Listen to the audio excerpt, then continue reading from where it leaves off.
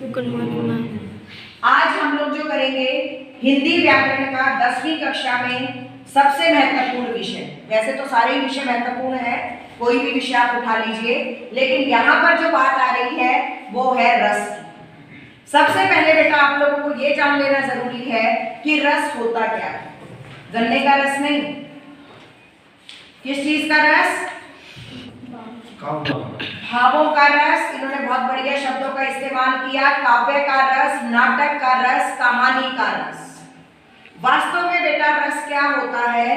आनंद। इसका अगर शाब्दिक अर्थ हम करेंगे हिंदी व्याकरण के अनुसार तो ये होता है आनंद। जब आपको कोई भी रचना पढ़कर, वो चाहे हिंदी की कोई नाटिका आपने देखी, कोई फिल्म आपने देखी, कोई कहानी आप लोगों ने पढ़ी, कोई कविता आप लोगों ने पढ़ी, जब वो पढ़कर आपको आनंद आता है तो वास्तव में वही रस कहलाता है। ठीक है जी। आप अक्सर होता है ना, फिल्म देखने जाते हो, क्या कहते हो कि मजा नहीं आया, कहते हो ना अक्सर ऐसा, कुछ खास नहीं थी। जिस फिल्म में, फिल्म की बात करें हम, चाहे काव्य की बात करें, जिसमें रस होता है वो आपको या हमें पाठक को आनंदित करती है।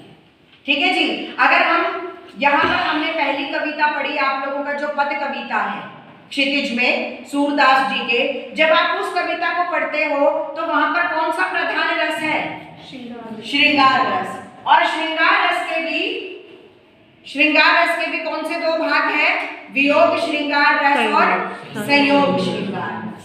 जब प्रेमी प्रेमिका का, नायक नायिका का या पति पत्नी का मिलन दिखाया जाता है तो वहां पर श्रृंगार रस होता है, और जब वहां पर जुदाई का भाव होता है तो वियोग श्रृंगार रस होता है। और ये जो आपकी पूरी की पूरी कविता है बेटा, अक्सर ऐसा पूछ भी लिया जाता है कि अभी लास्ट ईयर की मैं बात करूं तो उसमें बोर्ड में पूछा गया था कि जो आपके पद हैं, जो ये जितने भी दोहे हैं, इनमें कौन सा रस झलकता है? बहुत से बच्चों ने करुण रस लिख दिया कि दुख झलकता है। नहीं, यहाँ पर गोपियों को, श्री कृष्ण जी को प्रेमी प्रेमिका के रूप में दिखाया गया है। तो जुदाई का भाव है क्योंकि श्री कृष्ण भगवान उनको छोड़कर मथुरा चले जाते हैं। ठीक है जी। तो कौन सा श्रृंगार रस हुआ? वियोग श्रृंगार रस। आगे बात समझ में? यस। इसका कोई भी अगर दोहा होगा तो वो आपका। और एक और बात बेटा हमेशा याद रखना कि अगर आप उस चीज, अब तो एमसीक्यू बेस्ड आ रहे हैं, आपसे पूछा ही जाएगा, लेकिन वैसे भी मैं फर्दर आप लोगों को इंफॉर्मेशन के लिए बता रही हूँ कि अगर आप लोगों को कहीं पर भी ये दिखाई देता है कि हम कंफ्यूज हैं, हमें नहीं पता यहाँ पर संयोग है या वियोग है, तो वहां पर अगर आप खाली श्रृंगार रस भी लिखाओगे, सामने वाले ने कुछ नहीं दे रखा, तो वो सही माना जाएगा। एटलीस्ट आपको उसकी बेसिक चीज तो पता है। ठीक है बेटा। उसके बाद हमारे पास आता है करुण रस। करुण रस क्या होता है बेटा? जब दुख की भावना, जब दुख का भाव हमारे अंदर से निकल कर आता है तो वो क्या कहलाता है? करुण रस। करुणता का भाव, दुख का भाव। दुख कब होता है? कोई भी आप एग्जाम्पल ले लीजिए, अगर हमसे कोई हमारा प्रियजन बिछुड़ जाता है, उसकी मृत्यु हो जाती है, माता पिता से उसका पुत्र बिछड़ जाता है, किसी पत्नी से उसका पति बिछुड़ जाता है, उनकी मृत्यु हो जाती है, तो तब हमारे अंदर करुणा के भाव जागृत होते हैं। तो ये कौन सा रस है? करुण रस। एक अक्सर मैं पुरानी फिल्म का गाना पिछले साल भी मैंने बच्चों को बताया था, मैं अक्सर बताती हूँ करुण रस में कि लुट गया सिंदूर भी, चुनरी तार तार हुई, और हम खड़े खड़े मजार देखते रहे। लुट गया सिंदूर भी, कारवां गुजर गया।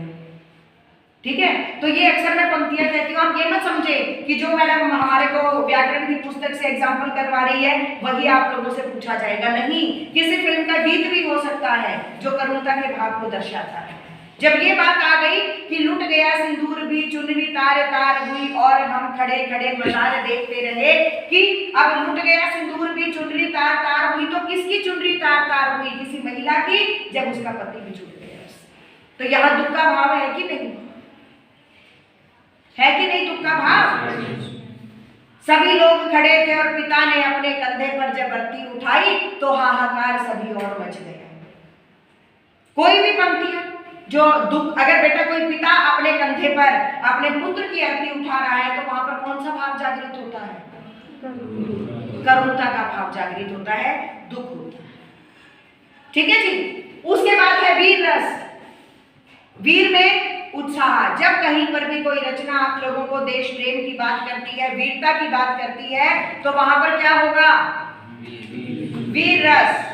जैसे हर बोलो के मुख हमने सुनी कहानी थी, खूब लड़ी मर्दानी, वो तो झांसी वाली रानी थी। देशभक्ति से संबंधित कोई भी बात आ जाए, झंडा ऊंचा रहे हमारा, इस तरीके के तिरंगे के संबंधित भी कोई बात आ जाए, या अगर हम बात करते हैं वीर तुम बड़े चलो, धीर तुम बड़े चलो, सामने पहाड़ हो सिंह की दहाड़ हो, तुम कभी रुको नहीं। अगर इस तरीके की पंक्तियां भी आ जाती हैं तो वो कौन से उसके अंतर्गत आएंगी? आपकी वीर रस। अब यहाँ पर फिर मैं आपकी पुस्तक से एग्जाम्पल लेती हूँ। जब हम राम लक्ष्मण परशुराम संवाद की बात करते हैं तो राम लक्ष्मण परशुराम संवाद में बेटा दो प्रकार के रस मिलते हैं आप लोगों को, एक रौद्र रस और दूसरा वीर रस। जो लक्ष्मण जी के द्वारा बात कही गई है वहां उन्होंने अपनी वीरता का बखान किया है, तो वो कौन सा रस है? वीर रस। और जो परशुराम जी के द्वारा बातें कही गई हैं वो कौन सा है? रौद्र रस। उस काल मारे क्रोध का तन कांप नहीं लगा, वहां पर रौद्र रस है।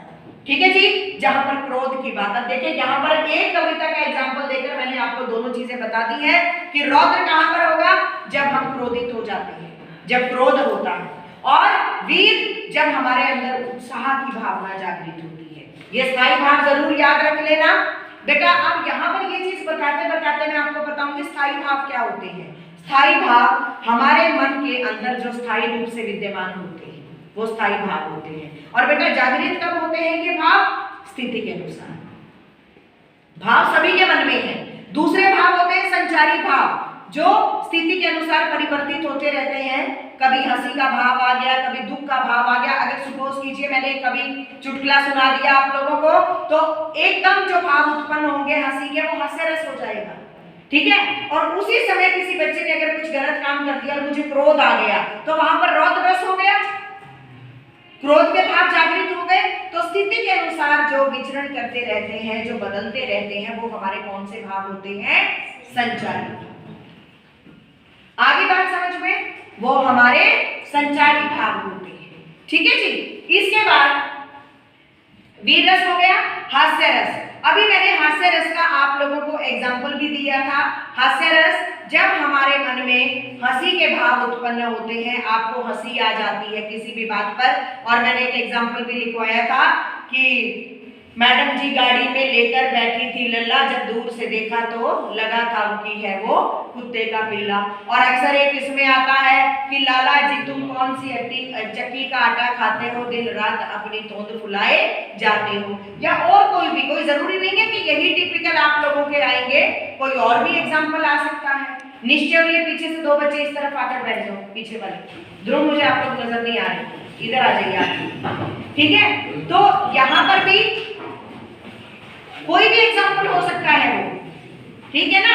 हास्य कविताएं होती हैं जिनमें हमें सुनकर हंसी आती है। अक्सर मैंने अब की बार दिया भी था, बहुत सारे बच्चों ने इतनी समझदारी दिखाई थी अब की बार, जो मैंने विराट हास्य कवि सम्मेलन का आप लोगों को विज्ञापन दिया था, तो उन बच्चों ने जो पेपर के अंदर हास्य रस का एग्जाम्पल था उसी को लिख दिया था। बहुत बढ़िया। ये बिल्कुल एक प्रेजेंस ऑफ माइंड की बात होती है। वही एग्जाम्पल लिख दिया था, वो इंडिया गेट वाला आया था ना वो। तो जब आपको हंसी आई तो वो क्या होता है? हास्य। आगे बात समझ में। उसके बाद है रौद्र रस का आप लोगों को बताया कि जब क्रोध के भाव उत्पन्न होते हैं तो वहां पर रौद्र रस होता है। उसके बाद है भयानक। भयानक रस कहां पर होता है बेटा? जहां भय उत्पन्न होता है, जहां डर लगता है। हम बात करते हैं रात के सन्नाटे की। आप कितनी सारी फिल्म देखते हो जिसमें कोई भूतिया फिल्म होती है, कोई इस तरीके की फिल्म होती है, तो एकदम होता है ना, हम खुद भी सहम जाते हैं उसको देखकर, तो वो होता है डर का भाव। हम बात करते हैं लाश पड़ी थी सड़क पर, नोच रहे थे चील और कौवे, सॉरी वो आपका विभत्स रस में आएगा, घृणा का भाव। तो यहाँ पर जो भयानक रस जो होगा जब आपको डर लगेगा, जब आपको भय लगेगा। हालांकि बेटा बोर्ड की तरफ से 6 रस आप लोगों को हमें करवाने हैं, लेकिन यहाँ पर मैं सभी के आप लोगों को स्थायी भाव बता रही हूँ। कारण क्या है कि हमें नहीं पता, कभी कोई भी पूछ लिया जाता है। आगे बात समझो। अद्भुत अद्भुत रस। अद्भुत रस कहाँ होता है? आश्चर्य। एकदम आप किसी चीज को देखते हो, आपकी आंखें फटी की फटी रह जाती है। ठीक है। और अब यहाँ पर एक चीज और, अभी संचारी भाव बताया, स्थायी भाव बताया, ठीक है, अनुभाव होते हैं, विभाव होते हैं। तो ये अनुभाव है जो मैं बताने जा रही हूँ आप लोगों को। अगर आप हैरान होते हो तो क्या होता है? एकदम हमारी आंखें खुली की खुली रह जाती है, ठीक है, रोंगटे खड़े हो जाते हैं। तो जो भाव उत्पन्न होने के बाद हमारी शारीरिक क्रियाएं होती हैं, बाद की चीज देखी, भाव उत्पन्न हुए, भाव उत्पन्न होने के बाद अक्सर होता नहीं, आप फ्रेंड्स भी क्या करते हो, कैसे करते हो, कोई बात होगी, हाँ तूने ऐसा कर दिया, अच्छा ऐसा हो गया। तो जब इस तरीके की, हाँ बिल्कुल, तो इस तरीके की जब आप भंगिमाएं देते हो तो क्या होता है? तो वो जो प्रतिक्रियाएं होती है ना, दुख में इंसान क्या करता है? या रोने लग जाते हैं, बात की जो प्रतिक्रिया, ठीक है। हंसते हो तो क्या होता है? लोटपोट हो जाते हो, पेट में दर्द हो जाता है हंसते हंसते, ठीक है ना। और जब आश्चर्यचकित होते हो तो मैंने आप लोगों को बताया कि एकदम रोंगटे खड़े कर देने वाली कोई बात हो जाए इस तरीके से, तो बेटा जो ये शारीरिक प्रतिक्रियाएं होती हैं बाद वाली, इनको अनुभाव है। आगे बात समझ में? इस तरीके का एग्जाम्पल भी पूछ लिया जाता है। और विभाव क्या होते हैं? जो भाव उत्पन्न करने के कारण होते हैं। भाव उत्पन्न होने के जो कारण होते हैं उन्हें हम क्या कहते हैं? विभाव कहते हैं। आगे बात समझ में? ये चार चीजें भी आप लोगों से बिल्कुल मैं सीधा सरल सी बात बताती हूँ, कोई लंबा चौड़ा आप लोगों को मैं पूरी व्याकरणिक भाषा नहीं बताऊंगी, सीधी सी बात। स्थायी भाव जो मन में स्थायी रूप से रहते हैं, संचारी भाव जो मन में संचरण करते रहते हैं, जो भाव चंचल होते हैं, ठीक है। विभाव भाव उत्पन्न करने के कारण, और अनुभाव भाव उत्पन्न होने के बाद जो शारीरिक प्रतिक्रियाएं होती है वो अनुभाव कहलाती है। रसराज, रसों का राजा किसको कहते हैं? आगे बात समझ में? याद रखना इस चीज को, रसों का राजा, फलों का राजा आम, सब्जियों का राजा आलू, और इसी तरीके से रसों का राजा याद रखना, ठीक है ना। छोटे छोटे से लेके आलू कचालू की तो कविताएं आप लोग बहुत पढ़ते आए होंगे। अद्भुत रस, अब बेटा अद्भुत रस में अक्सर एक एग्जाम्पल आता है, बिल्कुल सरल तरीके से आप लोगों को बता रही हूं कि जब यशोदा माता ने श्री कृष्ण को मुंह खोलने के लिए कहा कि अपना मुंह खोलिए, मिट्टी खाई थी ना, तो वो क्या करती है? उसके मुंह में ब्रह्मांड नजर आता है, श्री कृष्ण के मुंह में, तो माता आश्चर्यचकित हो जाती थी ना, वो आश्चर्य है ना। अगर हम सरकाज़म में भी अगर आप बात करें तो अभी देखिए कोई बच्चा नहीं पढ़ता, लेकिन अंत में जाकर अगर वो बोर्ड में टॉप करता है तो ये भी आश्चर्यचकित कर देने वाली बात है। और कोशिश करना कि सारे आश्चर्यचकित कर दो एक दूसरे को, ठीक है ना जी। नेक्स्ट है वात्सल्य। अब बेटा यहाँ पर तो इसमें और इसमें भी अंतर समझना, प्रेम दोनों तरफ है। यहाँ मैंने आप लोगों को बताया पति पत्नी का प्रेम, नायक नायिका का प्रेम, प्रेमी प्रेमिका का प्रेम, ठीक है। यहाँ पर जो प्रेम है वो माता पिता का बच्चे के प्रति प्रेम, गुरु का शिष्य के प्रति प्रेम, या शिष्य का माता पिता या गुरु के प्रति, ठीक है जी। मैं तो चंद्र खिलौना ले हूं, जब अपनी माँ से मनुहार करता है कि मुझे तो चांद रूपी खिलौना ही चाहिए, ठीक है। तुम्हारी यह दंतुरित मुस्कान लगती है मुझे छवि, वो प्रेम है पिता का। आपकी बार आपके सिलेबस से पिछले साल थी, तो अक्सर एग्जांपल्स जो है आपके पाठ्यक्रम से ही पूछे जाते हैं। तुम्हारी यह दंतुरित मुस्कान लगती है मुझे छवि, पिता का अपने पुत्र के प्रति प्रेम दिखाया गया है। मैं तो चंद्र खिलौना ले हो, यहाँ पर किसका वर्णन है? माता का और बच्चे। आगे बात समझ में? वात्सल्य प्रेम, गुरु शिष्य का प्रेम, माता पिता का प्रेम, बच्चे के प्रति, ठीक है जी, ये अंतर है। उसके बाद है भक्ति रस। भक्ति रस क्या होगा? मेरे तो गिरधर गोपाल दूसरों ना को, मीरा की भक्ति के जब ये बात कर दी है, आपने पिछले साल को पढ़े थे सवैये रसखान जी के, एक लकुटी और कामरिया पर सब कुछ वारी, ठीक है। जब रसखान जी श्री कृष्ण के प्रति अपनी भक्ति दर्शाते हैं तो वो ये बात कहते हैं, तो वो भक्ति रस के अंदर है। मेरे तो गिरधर गोपाल दूसरो ना कोई, मीरा की श्री कृष्ण के प्रति ये भक्ति दर्शाई है। ठीक है जी, जहां पर हम ईश्वर के प्रति प्रेम दर्शाते हैं, वो पंक्तियां जब होती है तो वहां पर हमारा स्थायी भाव होता है। भागवत प्रेम उनको पढ़कर होता है ना। आप पाठ कोई करते हैं, कोई भी चीज ले लीजिए, कोई दुर्गा पाठ करते हैं, कोई हनुमान चालीसा करते हैं, जब आप पढ़ते हैं तो उस समय स्वाभाविक रूप से आपके मन में भागवत प्रेम जागृत हो जाता है। तो यही हमारा भक्ति रस। ठीक है जी। उसके बाद है शांत रस, जहां पर बेटा बिल्कुल शांत रहने की बात की जाती है। बिल्कुल जैसे अक्सर आप कबीर के दोहे पढ़ते हो कि मोह माया से दूर रहो, ठीक है ना। इस तरीके की जब हमें बात की जाती है कि बिल्कुल शांत रहने की, झगड़ों से दूर रहने की, अक्सर इसमें बात याद रखना जब नैतिक शिक्षा का पाठ पढ़ाया जाता है, ठीक है ना जी। जब नैतिक बातें हमें बताई जाती हैं, शांत। अब शांत व्यक्ति कब रहता है, ये थोड़ी है कि अब एक जना कॉर्नर में जाके बैठ जाए, उसके अंदर शांत रस जो है वो उत्पन्न हो जाएगा, नहीं। जब आप नीति विषयक मूल्य बातें जब करते हैं, इस तरीके की पंक्तियों में जहां पर आपको दिखा है, पंक्तियों में जब इस तरीके की बात आपको झलकती है, तो वहां पर कौन सा रस होता है, शांत रस। ठीक है जी। उसके बाद है हमारा विभत्स रस। यहाँ पर जो मैं गलती से भयानक में आप लोगों को बता गई थी, विभत्स रस, जुगुप्सा और घृणा, इसके ये दोनों स्थायी भाव है। वैसे अक्सर जुगुप्सा ही लिखेंगे तो बेटर है, लेकिन घृणा को भी कभी भी गलत नहीं कहा जाता है। जब आपके मन में घृणा उत्पन्न होती है, कोई ऐसा दृश्य जब आप लोग देख लेते हैं, तो वहां पर क्या होता है, घृणा का भाव। तो कौन सा रस होता है, विभत्स रस। लाशें पड़ी थी, नोच रहे थे चील और कौवे, अगर इस तरीके का जब आप दृश्य देखते हैं, खून से लथपथ कोई चीज पड़ी है, तो क्या होता है, घृणा उत्पन्न होती है कि नहीं होती है भैया, होती है। तो वो आप लोगों का क्या होता है वहां पर, विभत्स। ठीक है जी। ये 11 रस, श्रृंगार रस, करुण रस, वीर रस, हास्य रस, रौद्र रस, भयानक रस, अद्भुत रस, वात्सल्य, भक्ति, शांत और विभत्स। आप लोगों के 6 कौन कौन से हैं, करुण, श्रृंगार, करुण, वीर, हास्य, रौद्र और वात्सल्य। लेकिन आप इनके स्थायी भाव सभी के करते हुए चलिए। ठीक है जी। रिकैपिटुलेशन, रस किसे कहते हैं, जब हमें किसी काव्य को पढ़कर, किसी कहानी को पढ़कर, किसी नाटक को देखकर, किसी फिल्म को देखकर हमारे मन में जो आनंद की उत्पत्ति होती है, वो क्या कहलाता है, रस। ठीक है जी, समझ गए। उनको देखकर जो आनंद आता है वो वास्तव में रस कहलाता है। उसके बाद संचारी भाव, इसके 4 तत्व, संचारी भाव, स्थायी भाव, संचारी भाव, विभाव और अनुभाव।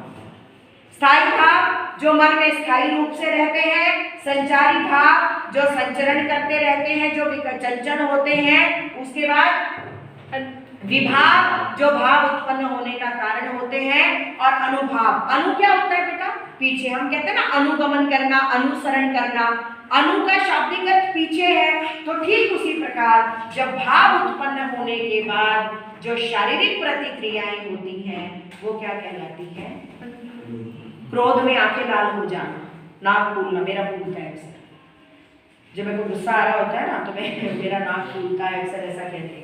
किसी का नाक फूलता है, किसी की आंखें लाल हो जाती हैं, किसी के रोंगटे खड़े हो जाते हैं। जो ये इस तरीके की प्रतिक्रियाएं होती हैं, ये हमारी भाव भंगिमाएं अनुभाव कहलाती हैं। प्लीज आप अंत में ध्यान से सुन लीजिएगा, ठीक है। तो ये क्या कहलाते हैं, ये सभी अनुभाव कहलाते हैं। ठीक है जी। किसी को कोई संशय इन सब में, कोई चीज ऐसी जो आप लोगों को ना समझ में आएगी? यस। श्रृंगार रस को क्या कहते हैं, श्रृंगार रस को जी, जब प्रेम दिखाया जाता है, उनका मिलन या जुदाई दिखाई जाती है, तो वो श्रृंगार रस होता है। और इसे रसों का राजा भी कहते हैं, रसराज भी कहते हैं। ठीक है जी। हाँ जी। हास्य रस की क्या पहचान है, जब उसे पढ़कर हंसी का भाव उत्पन्न, जी, जब हंसी का भाव उत्पन्न होता है। हाँ जी। रौद्र रस की क्या पहचान है, जब क्रोध उत्पन्न हो किसी चीज से। जी बैठिए। हाँ जी। वात्सल्य रस की क्या पहचान है, आप बताएंगे या आप बताएंगे, वात्सल्य मतलब माता पिता का बच्चे के प्रति प्रेम। जी, ममता और वात्सल्य। जो ममता और वात्सल्य है वो माता पिता या गुरु का जब अपने शिष्य या बच्चे के प्रति प्रेम होता है। बैठिए जी। वीर रस, जब किसी कहानी को पढ़कर कहानी को नहीं, कोई भी रचना जो देशभक्ति से संबंधित हो, ठीक है, और उसके अंदर उसको पढ़कर उत्साह का भाव जब उत्पन्न होता है तो वहां पर कौन सा रस होता है सर? वीर रस होता है जी। कर्म रस, कर्म रस से क्या होता है? किसी को देखकर नहीं, किसी स्थिति को देखकर, किसी रचना को पढ़कर जब दुख का भाव उत्पन्न होता है, जब हमें दुख होता है तो कौन सा रस होता है? शोक नहीं सर, शोक उसमें स्थायी भाव है। कर्म रस। आगे बात समझ में? किसी को कोई कंफ्यूजन जो इसमें से ना समझ में आई हो तो आप मुझसे पूछ सकते हो, कोई शंका, कोई संशय। सुमित क्लियर? ध्रुव, मौसम, सभी से ये मत सोचना कि मैडम एक दो का ही नाम ले रही है तो उन्हीं से पूछ रही है, पूरी क्लास से पूछ रही हूँ। वरिष्ठ क्लियर? पक्का? Thank you.